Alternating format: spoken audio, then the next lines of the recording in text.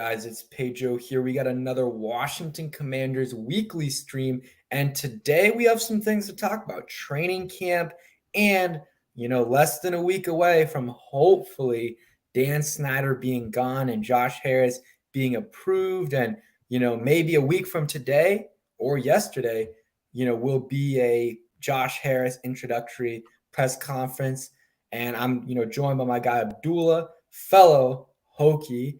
Virginia Tech has been, I don't want to talk about VTech too much, but we've been getting a lot of good recruits for the football program. And yeah, that's good. Got a 4-star the other day. So a little bit of a tangent there, but shout out to Abdullah from DMV Sports Zone. Make sure you guys check him out. Been posting a lot of good content over there, a lot of shorts.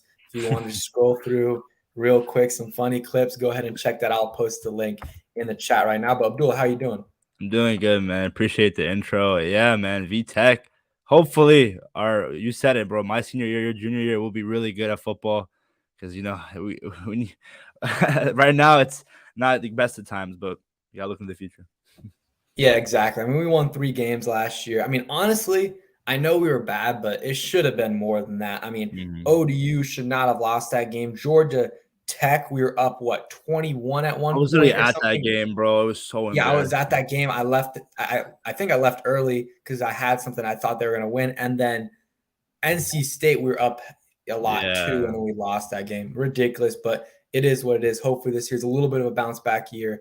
Maybe make a bowl game. What's up, Sean White? Yes, I cannot wait till Thursday. And DeAndre, my guy. Yeah, man, it's good day. Good time to be a Commanders fan. Next week or so, or next like 4 or 5 days will be a little bit slow. But 21st is the voting, I believe, right? And I think rookies will be reporting on that day. And I think, what is the first day of training camp? Is it like the Is it 26th? 27? Yeah, 27? 27th. I think it's one of those days. I think it's the 27th. So we're still, a little bit, around 2 weeks away from that. But things are starting to, ramp up a little bit.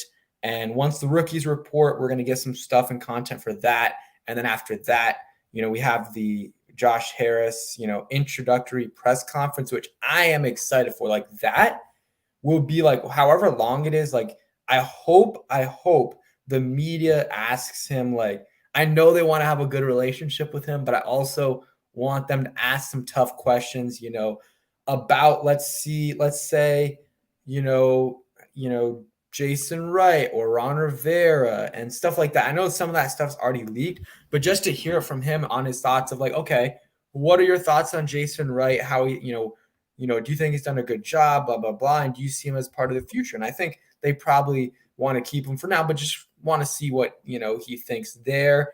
And then same thing about Ron Rivera, maybe Eric Bieniemy, and just his thoughts on, like, okay, what, like, I would ask, my question would be, what do you like? What are some of the first things you plan on doing to, bring this franchise back to what it was in the glory days? Like, someone, I don't think any of the reporters are watching. Just ask that question, please.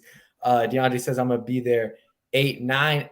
I might. I don't know. I don't think I'm gonna be there August 9th for training camp because I do get back from vacation that day, which I'm happy I'm going on vacation, but I am, not happy that I'm going to miss the beginning of training camp, but I'll be there afterwards. But yeah, we're going to talk a lot about training camp today, some guys that we're interested in watching, some stat predictions as well. And yeah, we're going to be doing a lot of stuff. So Sean White says, I'm going to be at the game week 1. It's going to be loud. I wish I could go, but we're going to be at school, so can't go, but we'll definitely be watching. Juan says, they say Quan Martin is an elite pass defender. Thoughts? I really, in college, he was. He led I can't remember. I think he led all DBs in pass breakups, or maybe in his conference or something. He had like 14, something crazy. I know he had double digits. He's quick, athletic, but we got to see what he's going to do at the next level. But I'm interested to see what he can do, and yeah, we'll see if he starts or not, because I think he could start week 1. But if not, I think at some point, if he is that guy, year 1, he's going to start at some point. What do you think about Quan Martin and his role for this team? No, I think obviously going back, I was surprised with the draft pick, but people guys have been hyping him up, and the fact that he was leading it was with 14 pass deflections or it was conference or whatever. That's very impressive.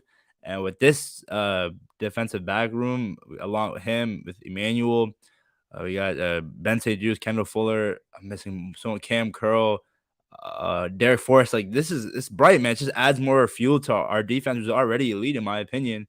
So hopefully Martin could prove that hey, there was a reason why I was a second round pick and that they took DBs back to back. And I'm hyped, man. I really am. I going back to week one, going back to like the comment, that's gonna be crazy because I know it's not like a crazy like easy game, but the fact that the Cardinals they're gonna have Cole McCoy starting because Kyle Murray's out with injury, so especially with Josh Harris coming back, and hopefully that introductory press conference. I don't know if you've noticed, Pedro, but like the Washington YouTube page, their audio is so bad when they do like live streams and stuff. So hopefully they just fix that, and I'm just hyped, man. This whole new group, it's a new era in Washington, and can't wait for it. Yeah. Usually the audio in some of these press conferences, I can't remember who it was. I think Bienemy or someone. It was bad, but yeah, hopefully it's better. But we'll see. At least we'll get the comments from a lot of the reporters there. But yeah, that's one thing I'm really excited for. Maybe even more than some of training camp, just because again, like this is a new owner, and we get this is probably not going to happen again in our lifetime. Maybe it will. Like, I mean, maybe he'll sell it off, or maybe his son will take over, or daughter. I don't know the situation there. I haven't done that research, but maybe someone in the family could take over. But I mean, might not happen. Like this could be the only time. So it's a monumental moment for the Washington Commanders. And I'm happy we're going away from Dan Snyder. This man, I'm so sick of him. He doesn't stop trying to mess with me and all these Commanders fans with what he does. Like even when it's done deal, everyone says he tries to come back and make it a little bit harder to get it done. But it is what it is. And you guys can go ahead and ask questions in the chat. Juan says, I think linebacker is the biggest question on this defense. I agree. The linebacker room, I'm not sold on it. Jamin Davis is solid, could be good, could be, good to great. He has that talent. We'll see if he's able to realize that talent. He's also injured right now. I mean, I don't know about right now, but he had that knee procedure or whatever. So he could still be a little bit injured. We'll see how he's, coming back from that injury. And then Cody Barton is learning a new defense, so it could be a little bit slow there. And then the depth I don't like. Besides Kalik, man, I hope he steps up because I make a video every year. Haven't made it this year about breakout players.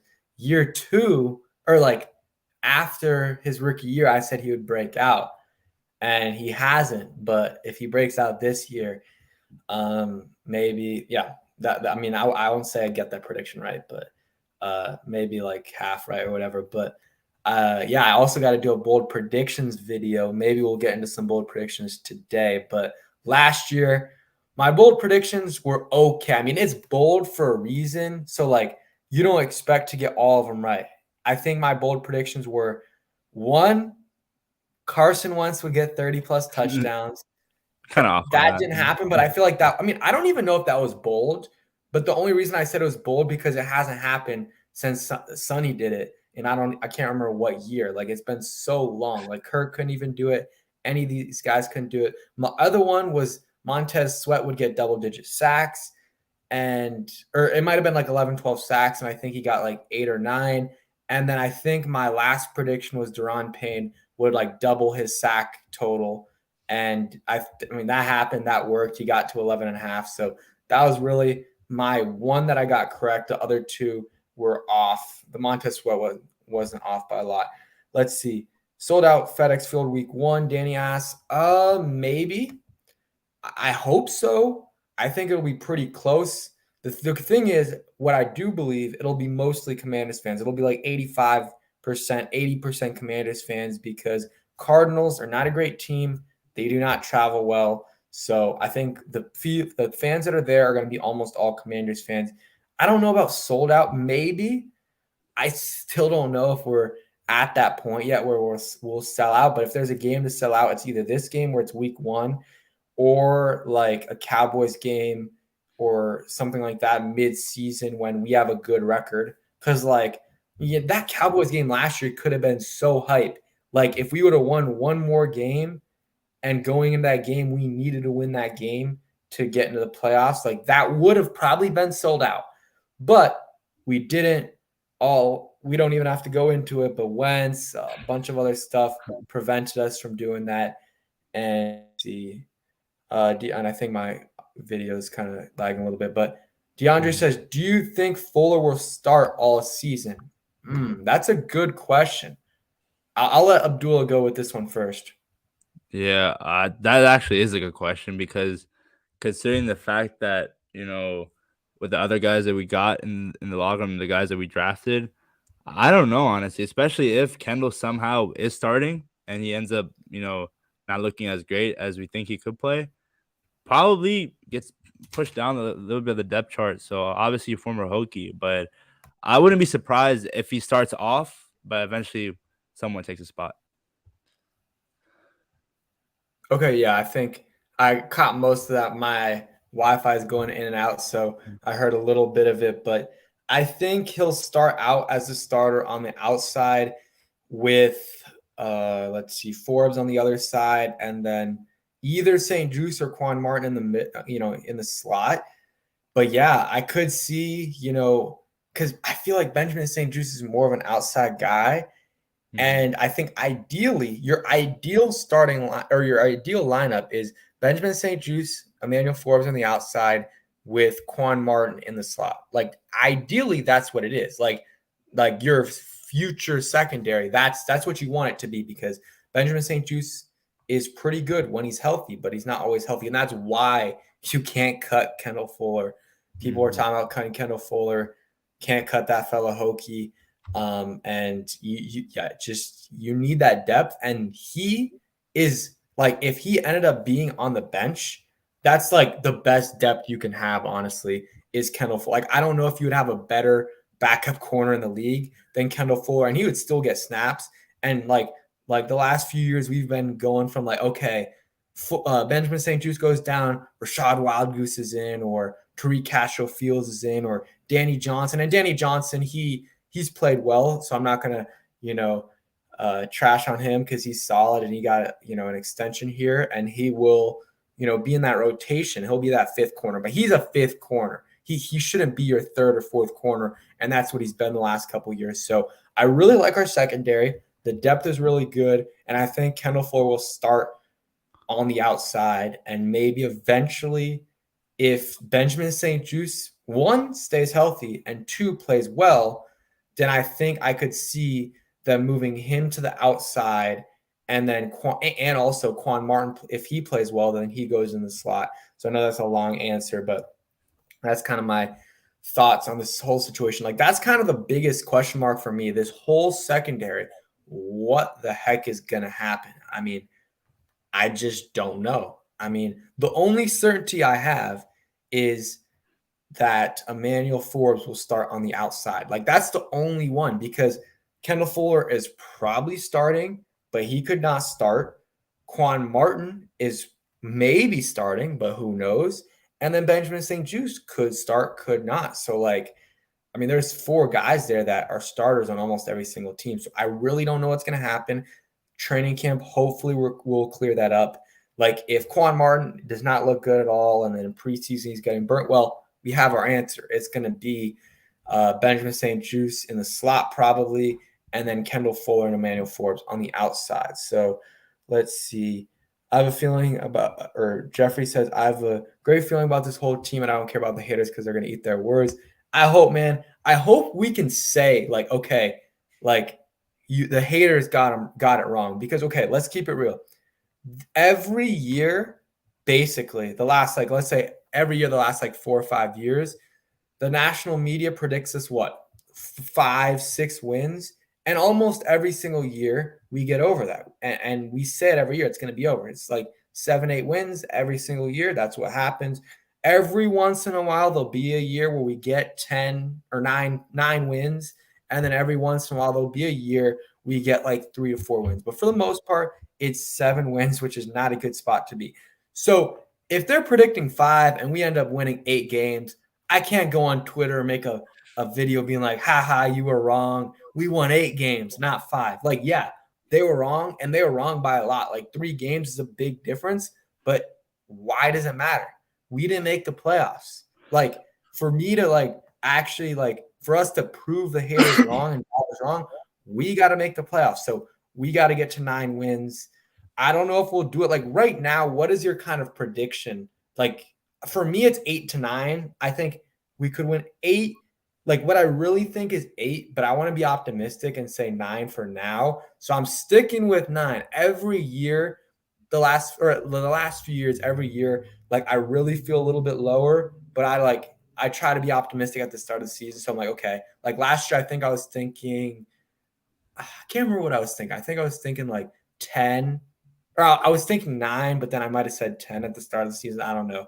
But yeah, your thoughts? Yeah, I think the season could go one or two ways. Either Sam Howell is the guy, and we found a quarterback, or Sam Howell is not who he is. Jacoby Brissett comes in, we win like 4, 5 games, and somehow Ron Rivera gets fired, and we somehow get Caleb Williams. But in my overall prediction, I think last year I did say 9 wins, or I said 8, around the 8 to 10. But I think this year, considering the fact that Ron Rivera's tenure, I mean, just look at it, being mediocre is what he's best at, and it sucks for me to say that, but I think 7 wins is the floor and 10 is the ceiling. I just think we have the potential. It's just, can we, like, execute? Yeah, I mostly agree. I think yeah, 7. I mean, maybe I'll say a little bit lower with the floor just because like you never know with injuries and stuff. But yeah, I think it's going to be hard for this team to win less than 7 and win more than 10. And I think what I do believe though, this team right now, you put this team in last year's scenario, like so put them in last year's season, I think they win 10, 11 games with that schedule. Like think about it. They won 8 games last year.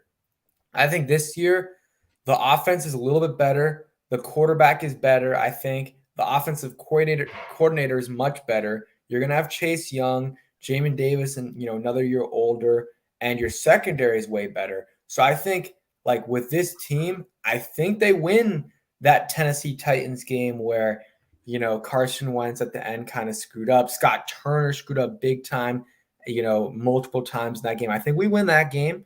We probably win one of the Giants games, I think, and then probably that Vikings game because he did not play. Heineke did not play well in that Vikings game, and so like I could see 2 to 4 plus wins over last year's like season if we did have you know this team. So I know that's kind of like what if scenario, but I think we would be this team is better than last year's team overall, but it's just this schedule is a lot tougher. Like I know you guys know the schedule, but let me just go ahead and say it.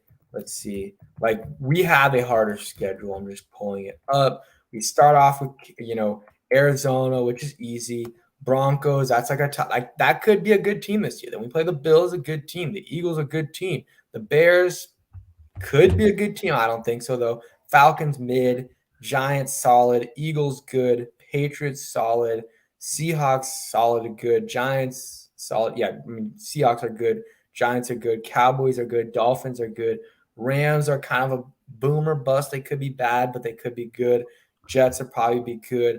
49ers good and Cowboys good. Like not many bad teams there besides like the Cardinals and stuff. So I mean, the Falcons aren't great, but they're like a tough out. Like we barely beat them last year. We were we were a drawn pain deflection away from losing that game. Like if he doesn't deflect that pass, like I don't know if you watched the quarterback. The have you watched the doc? Yeah, I just finished it, actually. I was Yeah, waiting I'm on for like us to play them, get some spotlight. yeah, I'm on episode like 5 or something, but like there was the episode where I mean I was hoping it would go through it a little bit like more in detail because like that was such like a big like that. If you remember that game, it was so crazy what happened. But they just showed the last play, and Mariota was like, "Man, like that was a touchdown." So that was crazy. Real quick, DeAndre, Had a question, another one that how long until Chris Paul takes Sadiq's job? I don't know, man. Like that's probably the second biggest question mark for me, besides who's going to start in the secondary, is who's starting at left guard. Like I do not know at all. I really don't know. Will it be Chris Paul? Will it be Sadiq Charles? Will it be Ricky Stromberg? Like I have no idea. Like I would put, Ricky Stromberg at a very low odds, but like he's in there because we don't know. The other two guys are not. I mean, I don't know. I really do not know. I'd probably give the edge to Sadiq. That's probably what I would say right now. Like if I had to give the odds, I'd go like 55 with Sadiq and then like 35 for 35 for Chris Paul and the other 10 for Ricky Stromberg. That's probably what I would put it at. Who do you think is going to start at left guard? I think Sadiq Charles. I with you, like I would say, like he's got the edge, just because with the experience and all. But I generally still don't know this offensive line. I mean, with Eric Bieniemy coming in too, like he could just be like, scratch all that. I'm gonna do this way. Like I don't care about what people think we're gonna do. But I wanted to go back to the schedule. You talked about it. I think one thing that we have to realize as fans is people are gonna start taking it seriously when us fans don't have to make the hypothetical. What if they won this game? What if this happened? What if that happened? I think once we start winning games and not looking back at doubt, then I think the national media would be okay. This team is serious. They have fans because it's such a funny thing. Because even when I go out and meet people, they're like, "Oh, the football team, the Redskins, the Command, whatever." They have fans, and it's like obviously it itches your skin because it's like, bro, like come on. But with time, I think with the new culture and a new environment and Josh Harris, that we'll be able to be proud to wear like our jerseys and our merch outside in public rather than it being an embarrassment. Totally agree. Nick says Juan Gotti looks different. Yeah, Juan couldn't make it on tonight, but we'll definitely get him on next time. But again, shout out Abdullah from DMV Sports Zone. Make sure you guys check him out. Gary says, I'm telling you now, Ricky Stromberg will be the starter by midseason. I could see it. And hey, who knows? Maybe the coaches are doing a little bit of BS there and trying to make it seem like he's not going to start, but maybe he ends up starting. They put Nick Gates at left guard. You never know. But I still think Nick Gates starts at center. So let's go over some guys we are excited to watch for training camp, or maybe some, not watch, but hear. If people don't go to training camp, you guys can put it in the comments. For me, some guys I'm in, I'll give you 5. So Howell's an obvious one. I'm just gonna take that out because that's obvious. We know Forbes is another one I really want to see. I'll keep that off the list. You can put him on if you want. Again, very obvious why I want to see Forbes, first round pick.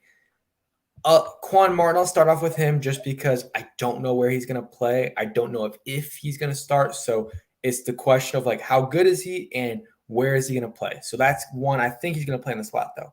He's one. Percy Butler, I'm excited to see what he can do. I think he could have a Derek Forrest type season this year, not in terms of, he's going to get 4 or 5 interceptions, but that jump from year 1 to year 2, where year 1 for Derek Forrest and Percy Butler, they did nothing on defense, nothing. Like they contributed 0. They did some special teams as well, but also Derek Forrest more like he battled injuries, and that's why I wasn't playing. Percy Butler played okay on special teams. He wasn't the special team stud that people were saying he was going to be, but he was solid, and I've heard good things about him this offseason, so I want to see what he can do. Cole Turner, do I want to say Cole Turner? I'm actually going to take that off because he's done well. I want to see him in preseason now. Carry it over to preseason because he wasn't able to play in preseason, and then to the regular season. Percy Butler, I said, who was my first guy? Quan Martin and Percy Butler. Those are the guys I want to see. Chase Young, want to see how he's doing, how explosive he is. Is he moving differently? Is he doing that stutter step? So he's another guy. Chase Young for sure. I'm trying to think of What about offensive guys. Diami?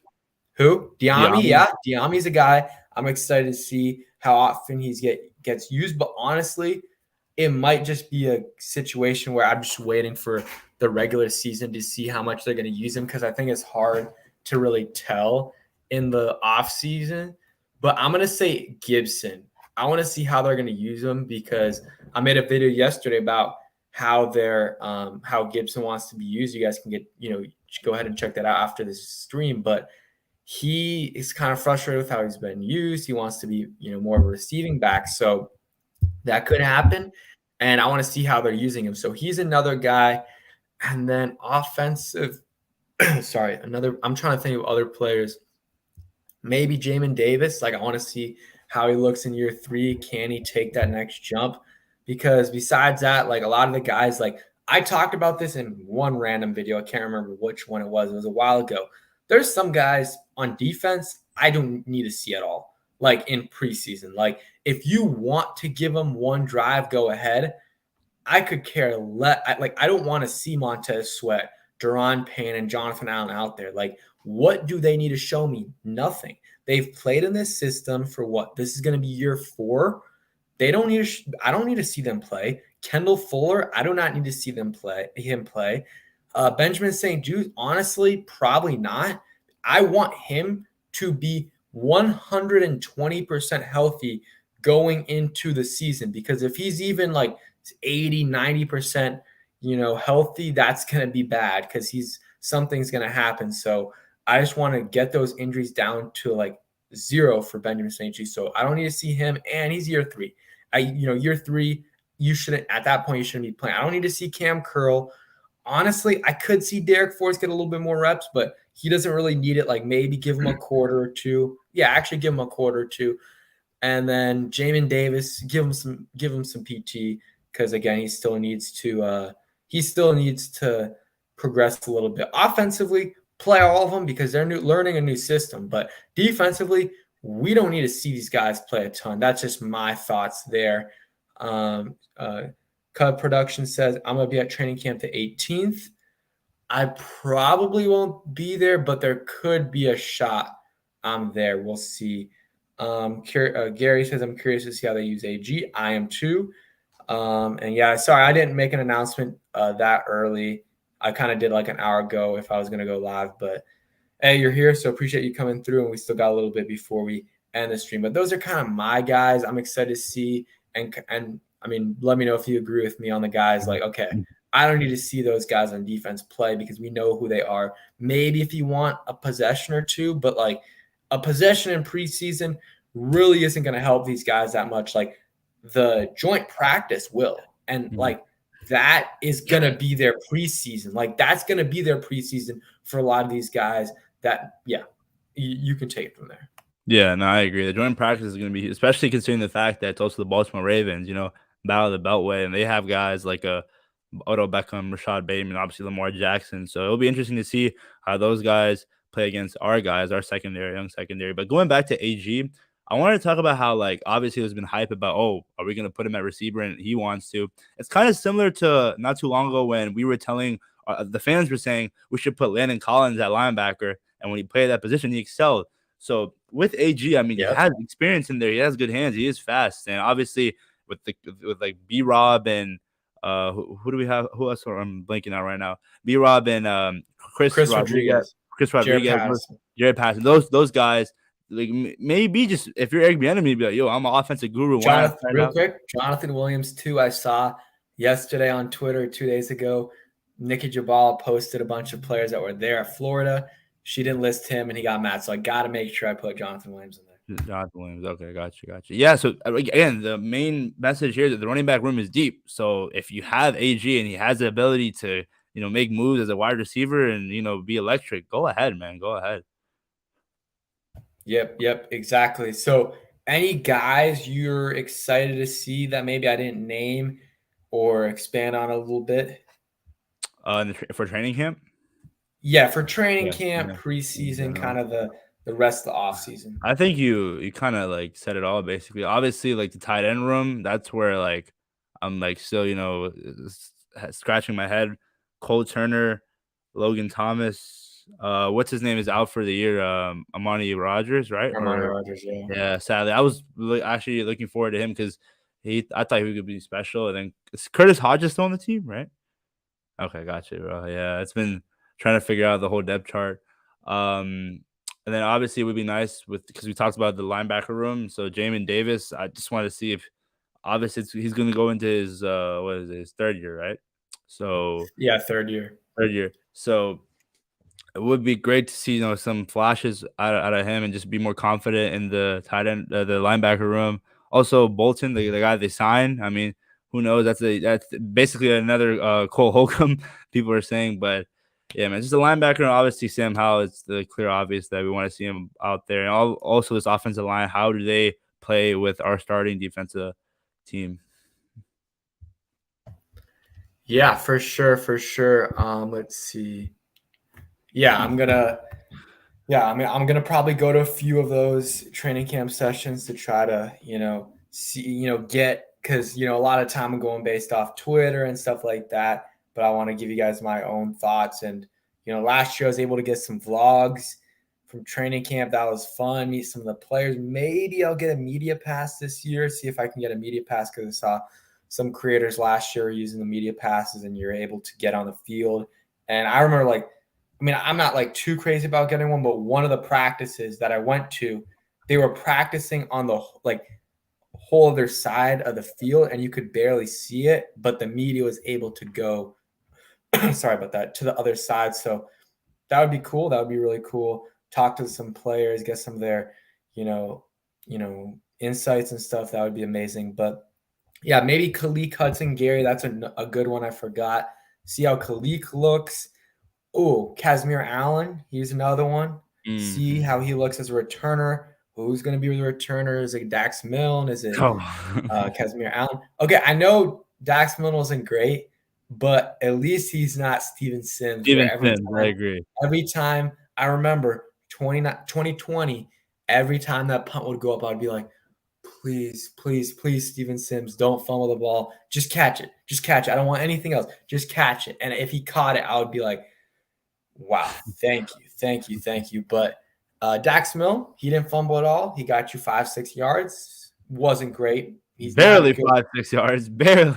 he's not a good returner. He's not a good returner. He's a good fielder of the football, and that's it. But if they could find someone that's better, I'm fine with that. But hey, fair, because here's the thing: if you really think about it, I am with the opinion that you should honestly fair catch it almost every single time as a with the kick return and punt return, because I feel like half the time you're getting like a 10, 15 yard penalty, or you're getting like 3, 4 yards. Like if you have Cordell Patterson back there, or the Cowboys guy, whatever his name is, forgot his name, but he made the Turpin. Yeah. If you have one of those guys, okay, go ahead. If you have Devin Hester, Brian Mitchell, go ahead, Brandon return it. Banks, the Yeah, OG. exactly. Brandon Banks. But if you have Dax Milne out there, or any of these other guys that are not great, why are you returning it when you have Rashad Wildgoose out there that's going to give you a penalty? Like he had like 2 or 3 penalties on one uh in one game, or maybe one play. I think he had 2 penalties on one play. I was like, wow, how did you do that? Or whoever gets a penalty, it's just not worth it when it's like, okay, would you rather start at the 20 or 25 versus, okay, the chance you field it at the 20, maybe you get to the 23, but you have like a 30% chance of starting at the 10 because someone did a behind or a block in the back. Like it really kills your drive if you have a penalty on those punt returns. And I just think it's smart to not do it, honestly, to not return unless you have an elite guy. But yeah, Dax Milne, if he wants to be a returner, fine. He's not. He shouldn't be the kick returner. Give that to Casimir Allen or Gibson. I don't know, man, if I want Gibson there, because he did show some really good runs. He also dropped it like twice, and one time he dropped it, and we were started at the 6 yard line, and that was just like, wow. He didn't fumble at all, but I don't think. But there's always that risk as well. But yeah, I think Casimir Allen would be good. Jarrett Pattis can always do it. Danny John, like they got guys that are mid at it that they can do okay at. But any thoughts on the returners? Who you want? Like, give me your top three. Obviously, Gibson, that's my guy because, just want to see him more if he doesn't give those touches at running back. Allen is another one. And obviously, the typical Dax Milne, it's just crazy because, like you're saying that, yeah, we should be more conservative when it comes to punt returning and kick returning. And we have, like, literally the most conservative coach in probably NFL history. So it kind of doesn't make any sense why he's, like, coaching them and telling them to, go out there, even though we're not going to gain, like, we're not gonna make it to the 2025 yard line. I get, and like 90% of the time, like on kickoff and punt returns, I'm pretty sure when there's a flag, it's always on the receiving team. So it just mathematically, when you put the stats together, it's like you're Yeah, I not would. gonna get it. So why not just take Yeah, a sorry, I was sorry to cut you off, but I would be interested to see the analytics on that. Like, Mhm. what, like, is it worth it to really return it? That would be really interesting to see because, yeah, like you said, man, a lot of the times, I mean, not a lot of the time, almost all the time, it's called on the receiving team. Like, I mean, either block on the back, a hold, or something. Like, the only penalty they call on defense is the face mask. And I mean, this is a penalty that's called on both sides, but it's like when the guy, usually the gunner, is out of bounds and he doesn't Mhm. come back in. Mhm. That I illegal is it not illegal touching? It's I think that's what Something it's like called. that. Yeah. It's it yeah, and that's the only one I think can be called on two on both guys. But let's move on a little bit. The guy's been down in Florida training with I mean Brissett's there, Howell's there. I'm trying to think of who else. Terry, Diami, Jahan, John Bates, Jarrett Patterson, Jonathan Williams. Hopefully, I'm not forgetting anyone. But those guys are all there. They're working hard. There's been some clips. And yeah, good to see them getting that chem up. And, Curtis Samuel not there. Some other guys not there. And again, I've said this a ton. They probably got family things going on or just couldn't make the trip. I don't think any of them didn't get invited. I'm assuming almost all the starters probably just got an invite, but some of them probably couldn't make it. Gary says, being that nobody mentioned Curtis Samuel, he might be the X factor of all of them, to be honest, especially in this offense. Yeah, I mean, I think it's gonna be good. I feel like we know what we're gonna get from Curtis. Like, I feel like we're gonna get around 700, 750 receiving yards in that, 650 to 750, and then like around 100 rushing yards. I think that's what you're gonna get from him. Not too much more, not too much less, and then like 5 touchdowns. He was solid last year. Start off the season hot and then kind of cooled off a little bit. Him and Wentz seemed to have a really good connection. The thing that pissed me off with Wentz, he would not give Terry the ball, man. It was like, what are like? I want to go through Terry's stats real quick. It was like actually ridiculous. Terry, like how few targets he got with Wentz. Like I'm about to pull it up, but it was like, what are we doing here? What are we doing here? And that's why, like, yes, did I love Heineke? No, but he would be like, F it, Just Terry. throw it like the Yeah, Colts game. he would throw it to Terry. F it, Terry's down there somewhere. So, like, looking at Terry's, receiving totals, wait, is that right? Okay, yeah, 2 catches against the Jaguars, 4, 6, 2, 5, and 3. Those are his numbers with Wentz. I think I don't want to do the math right there, but that's probably averaging around 4, maybe a little bit less catches a game. And then this is with Heineke. 5, 6, 5, 8, 4, 4, 8, 6. Like those, like that's way more. And also, they were running the ball more with when Heineke was there. So if you really think about it, like it could have been even more for Terry. So that was really getting me mad that Terry wasn't getting the touches he needed to get. But hopefully this year he does. What are your kind of stat predictions? Give me your stat predictions for Terry, Curtis, and Jahan. I don't know about touchdowns because when it comes to these guys, like we just have so much talent at the wide receiver position. But I do expect Terry to hit 1,000 yards. I mean, obviously, like with Sam Howell, hopefully he's the guy that we think he is. I mean, not too long ago, a top 5 pick in that year draft before he came out.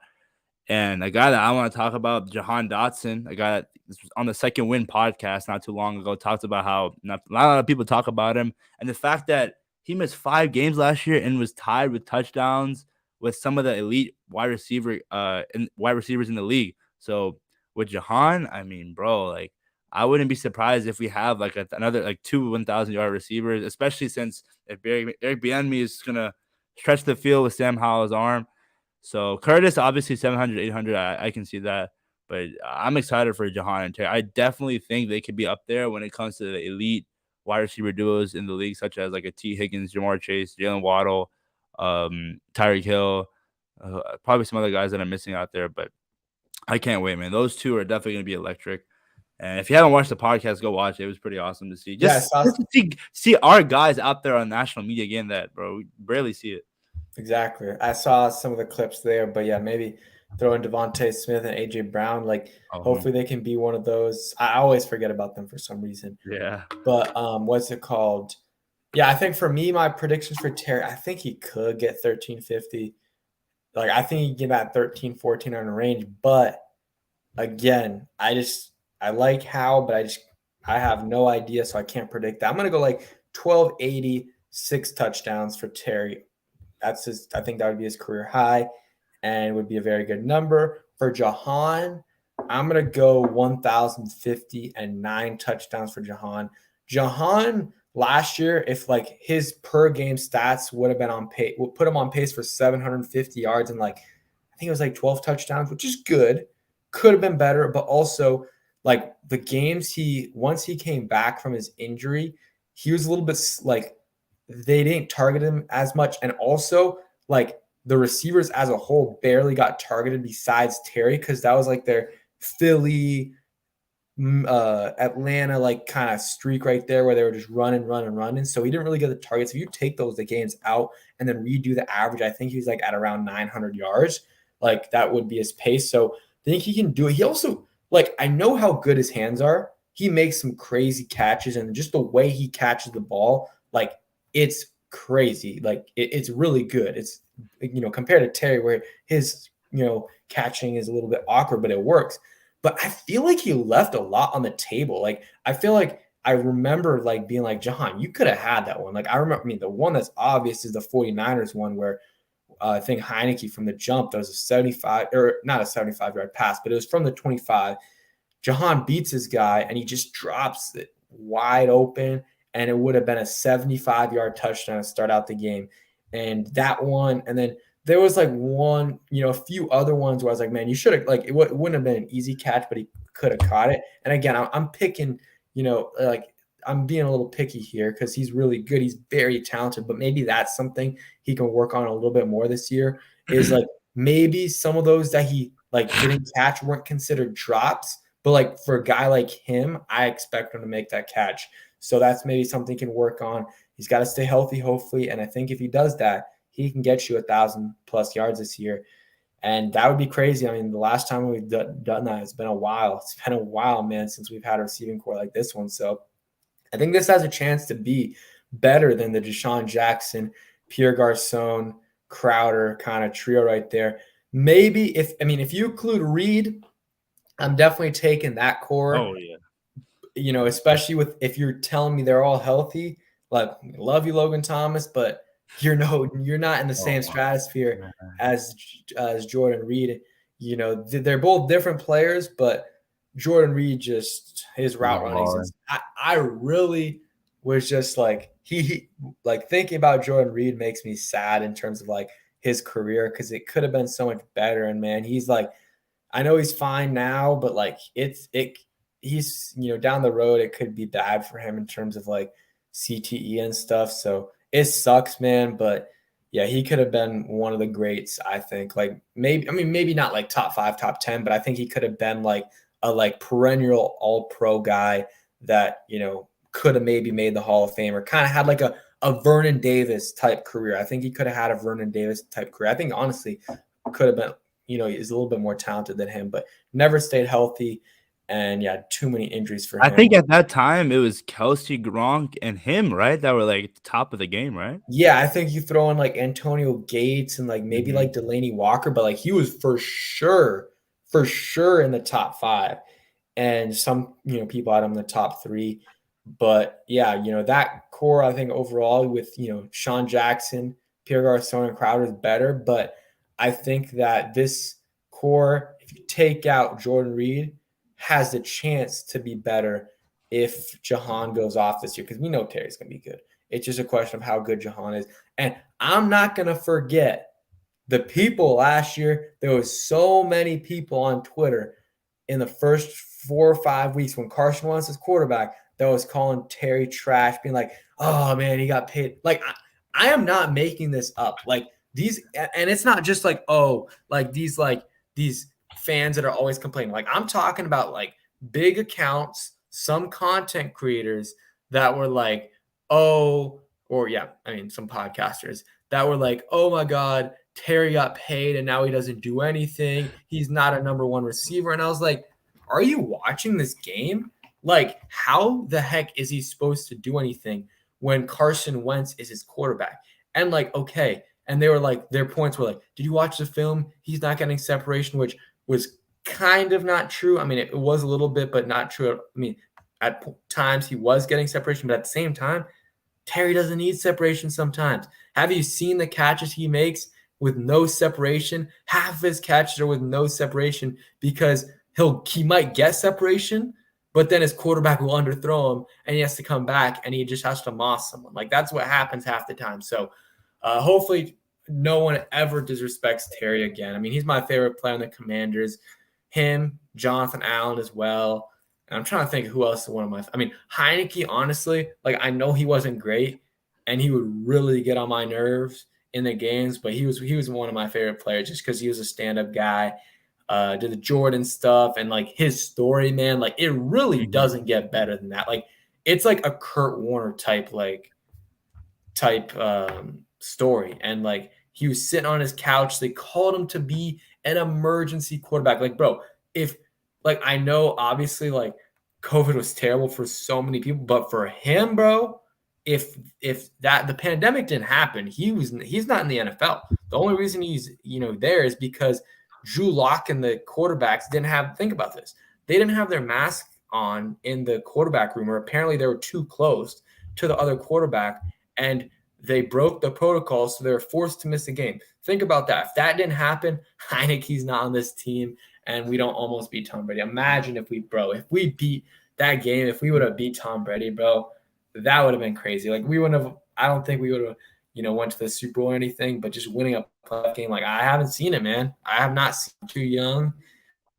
When we won, I was very, very young. In, what, 07? I was very, very young, and 05 or 05, sorry. Yeah, very. I think it was what 05, right? I mean, yeah, we were too young, but yeah, bro, I was like 3 years old or 2. Yeah, it was against the Bucks, but yeah, it's unfortunate, but we'll see. Yeah, these you want a little off topic. These Ravens practice sessions are going to tell us a lot about the team. I agree. And Sam Howell's going to be seeing the same defense every single day, and it's going to be like, boom, goes to the Ravens, and I think that's going to be huge for him. And hey, do you know what date it is for that practice or no? Like August, I think. It's definitely in August because of the preseason. Yeah, August 18th. I have no idea. It might be. I don't know. I want to kind of try to go, but it might be very close to when classes start for us. So it might be one of those where, okay, 15th to 16th, that is doable. That is very doable. I will be able to, or okay, I'll be able to go if it's before the 18th. I'll probably leave for school around the 18th is what I'll do. But yeah, man, I'm excited for this season. I mean, it's just the first few weeks of the season are so hyped because you still have hope.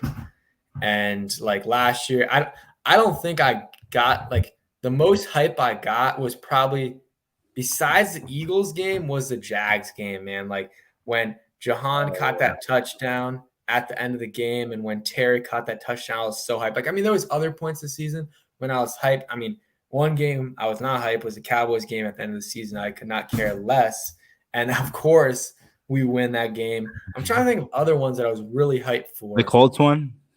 A little bit. I was a little bit just because it was a comeback and Terry made that nice catch, but it was the Colts. So I'm trying to think. The Bears was not hype really. I was like, bro, come on. We should have beat them by more, and we played terribly. What were our other wins? We didn't beat the Giants. Green Bay. Falcons. I was like hyped because it was like crazy at the end kind of finish, but at the same time, it was like, okay, it was the Falcons. We should have won by more. The losses that stung the most, the Vikings one was brutal, man. I was really mad. The Giants' first game, I was really mad because we could have won. Like, if we were close to field goal range, we were like 2 or 3 yards away, and then we get out of it. But also, who we probably should have lost to. multiple times. So I was sad, kind of mad, but at the same time, I was like, okay, we were fortunate to get a tie out of this. The other Giants game, though, that one stung a little bit just because the end of the game, the Terry thing, the Curtis thing, the calls in that game were terrible. And then what The other Browns game? game, I mean, that The, was I was the Browns insane. game, it was just more frustration than stung because it was like we knew by the fourth quarter, oh, the Titans won. The Oh. Titans won. That was bad, bro. That was on my birthday too, bro. And like we drove, I think it was fall break or something. And I Yeah, drove, that was at home, I remember, yeah. yeah, I went back home for the weekend for my birthday and for fall break. And then I come back, we drive back that day. So it's like a 4-hour drive. Already not great that you have to drive 4 hours. We went early too, so I could see the Commanders play. And then they lose that game, and great birthday present, man. Oh my, I was actually so pissed, bro, because we were there. What was it, the 1 yard line, bro? And freaking Ron Rivera mismanages the clock, so we only have like 15 seconds. And like, yeah, Scott didn't have great plays, but he was kind of like sandwiched if you think about it, because it was like second and goal with like 15 seconds, and we had like no timeout. So like it would have been hard for him to run the football, and the Titans knew that, so they dropped back everyone. But Rivera mismanaged the clock, and then Wentz just made a bad play. And that was And B-Rob's yeah, that first game was too. I don't know if you remember.